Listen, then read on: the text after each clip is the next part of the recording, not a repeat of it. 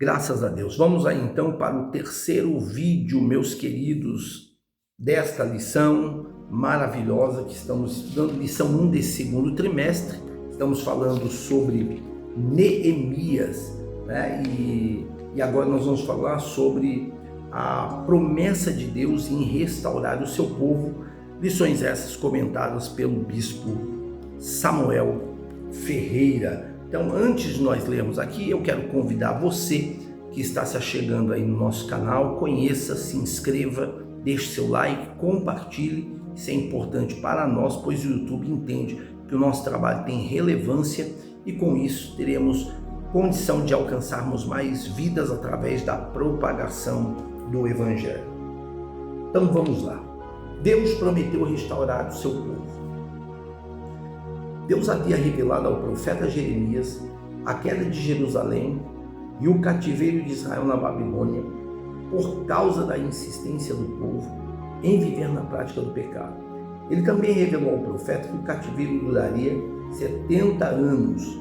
Depois disso, traria seu povo de volta à sua terra. Então, olha só, nesse tópico 1 nós vamos ver aqui que Deus, ele fez promessas de restaurar o seu povo. Então, Neemias, ele não estava orando, vamos dizer assim, no vazio. Ele orava baseado em uma promessa. Neemias capítulo 1 e o versículo de número 8, está escrito: lembra-te da palavra que ordenaste a Moisés. Quem disse isso? Neemias. Então ele sabia que Deus não apenas vê a dor, Deus, ele promete restauração diante de algo que o Eterno mesmo, ele falou através da sua palavra. Quando existe promessa, existe, irmãos, esperança. Quando existe esperança, existe um motivo para que possamos lutar. Então vamos lá. Tópico 3.1, batalhas espirituais. Então é como eu disse, né? A esperança para lutar.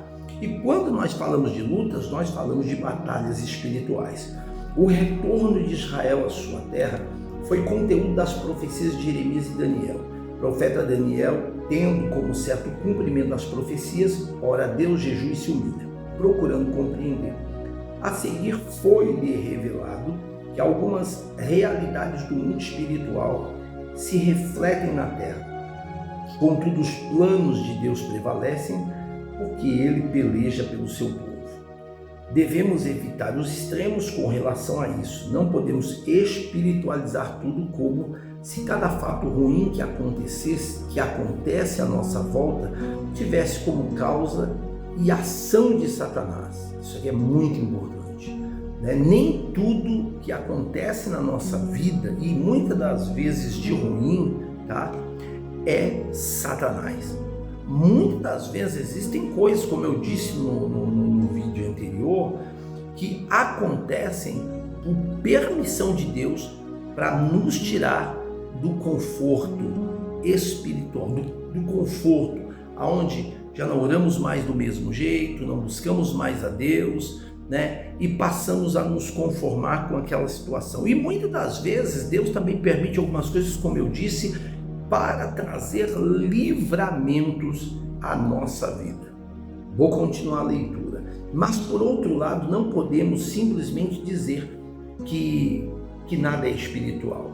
Em Efésios 6,12 está escrito que não temos que lutar contra a carne e o sangue, mas sim contra os principados, contra as potestades, contra os príncipes das trevas desse século, contra as hostes espirituais da maldade nos lugares celestiais.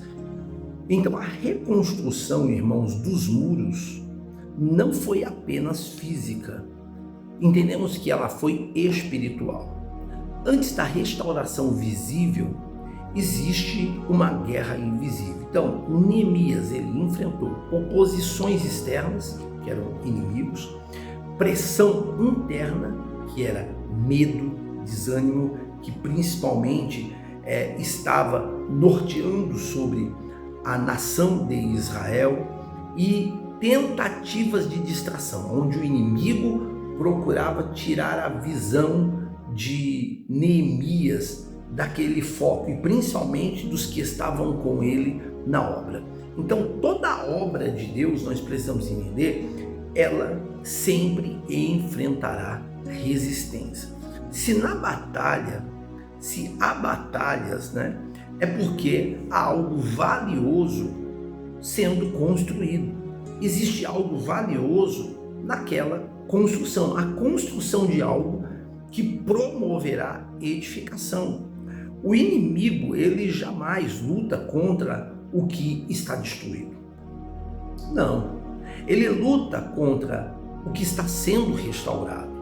E era justamente isso que a nação de Israel foi a Jerusalém com o intuito de fazer. Então, fica aqui esse tópico que é super interessante, que se de repente você está enfrentando uma guerra, pode ser sinal, tá, de que Deus está reconstruindo algo em você. Então, acalme o seu coração, levante a sua cabeça e entenda o propósito de Deus em meio a esse problema que você está enfrentando. E entenda que através deste problema, através desse processo, dessa situação, Deus irá te restaurar e Deus irá fazer algo novo no seu viver. Tópico 3.2 diz as armas espirituais usadas por Neemias. Vamos lá. A palavra de Deus nos ensina como enfrentar a oposição de Satanás.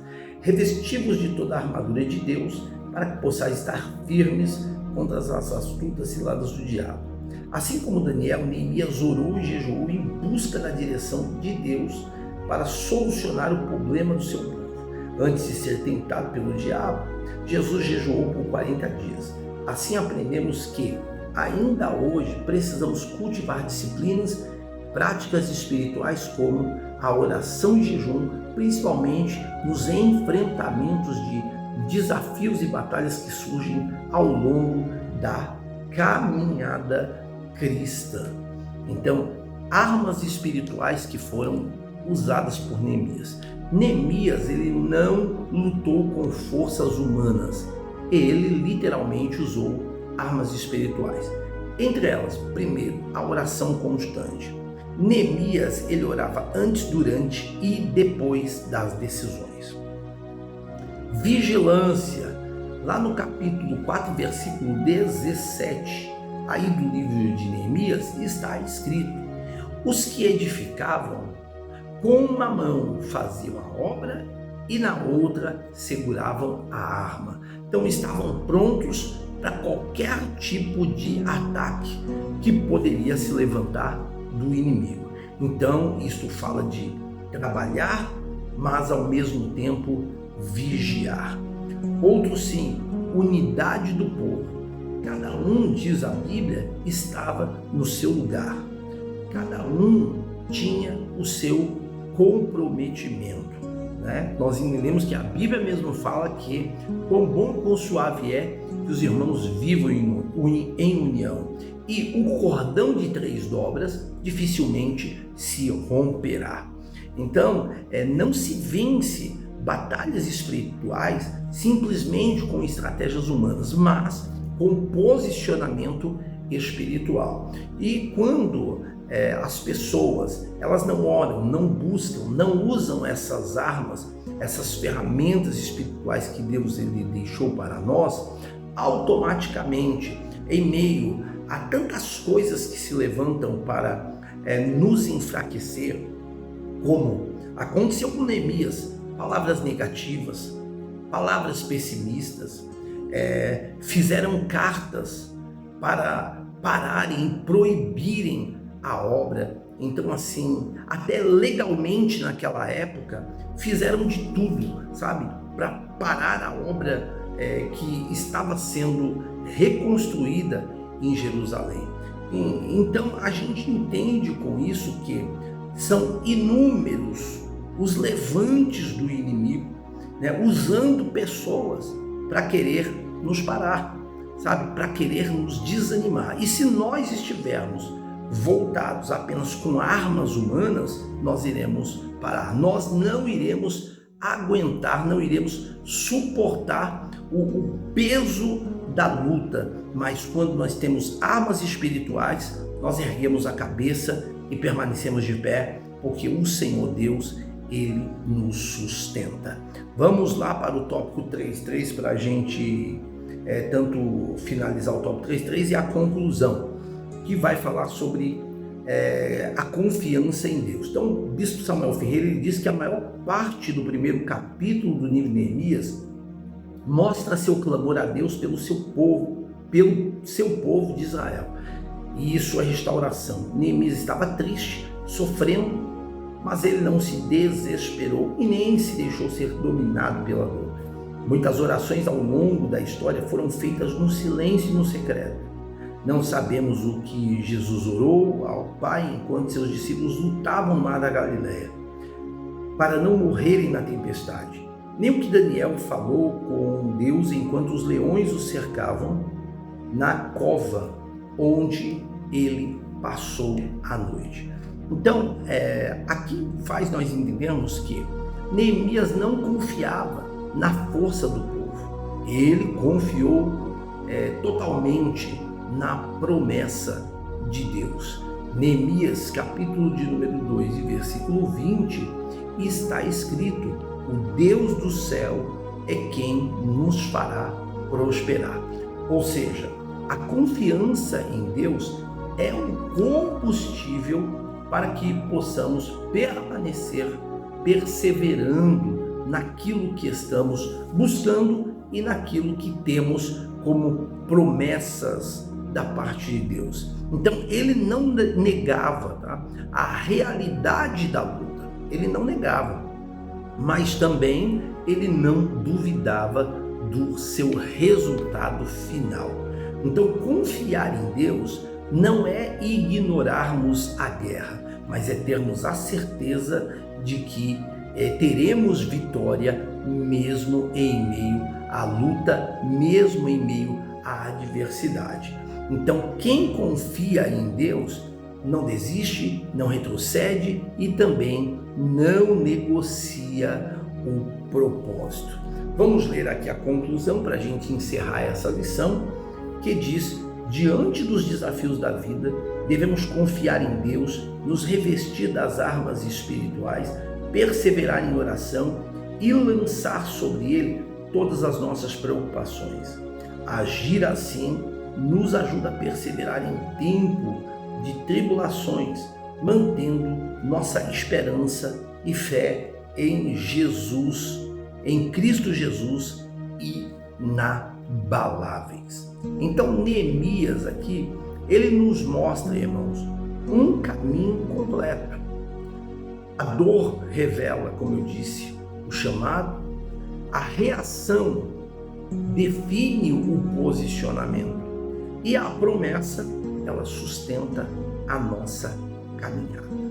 Então Deus ainda está restaurando, sabe, vidas, ministérios, propósitos, mas Ele procura pessoas como Neemias, que estejam sensíveis à dor, inconformadas com a destruição, comprometidas com a oração e firmes na promessa de Deus. E assim, nós terminamos aqui esta primeira lição. Eu espero que possa ter sido útil a você, meu querido irmão que é aluno da escola dominical e também professor de escola dominical, que você possa complementar aí a sua lição com esse estudo que estamos deixando e elaborando para você.